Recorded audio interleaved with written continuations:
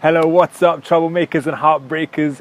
Today what I want to do is share with you a little tool that really helps to turn problematic situations into challenges, into games, into things that we're actually excited to be involved with. This is a really simple cognitive reframe to help us lead life in a way that's more fluid, that's more enjoyable. So the idea is that when we're in a situation where we're feeling stuck and we don't want to be in, often we can be resentful, often we can find ourselves saying like, why do I have to go through this again? Or why am I in this situation? Or this is horrible and I don't want to be here. Cognitive reframe is really simple. Imagine that you get the opportunity to sit down with an amazing coach. It could be anybody. You could choose your own coach right now in this moment. I love to use Jesus. I imagine me and Jesus kicking it together. Like I picture him as like a cool dude.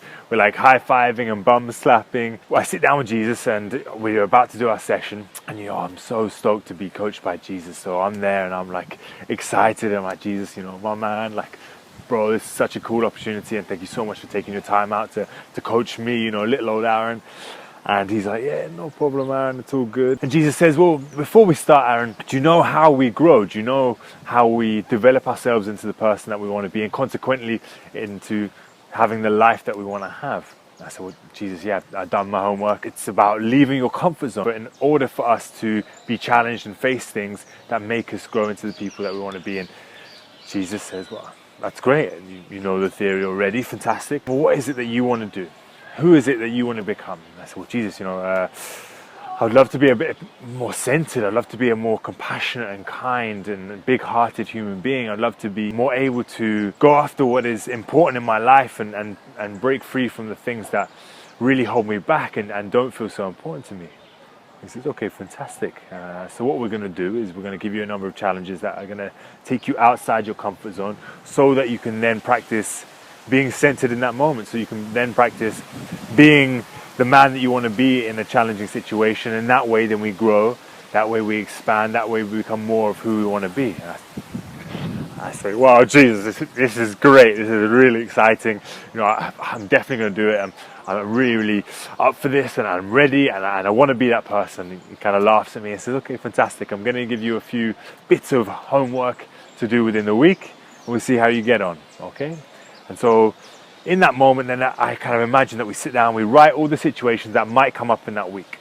We write the situations where I'm going to have at work, where I'm going to maybe be a bit dismotivated. I'm going to be a little bit like overwhelmed by how much I've got going on. Maybe I'm going to have a conversation with somebody that's a challenge for me.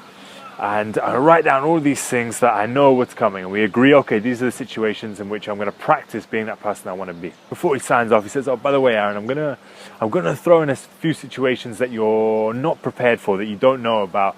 That way we keep things fresh and I keep you on your toes and you can learn to deal with situations that aren't actually in your conscious awareness. Is that cool? Yeah, Jesus, amazing. That's awesome. That's really great. Oh God, I'm excited.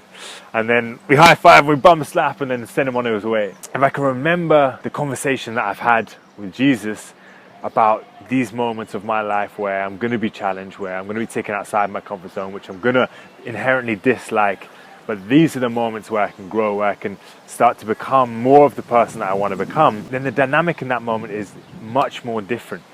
And I can then start to play with the situation. You can come with that challenge, with that purposeful action and attention in order to really challenge yourself to step up to the opportunity, to step up to the occasion.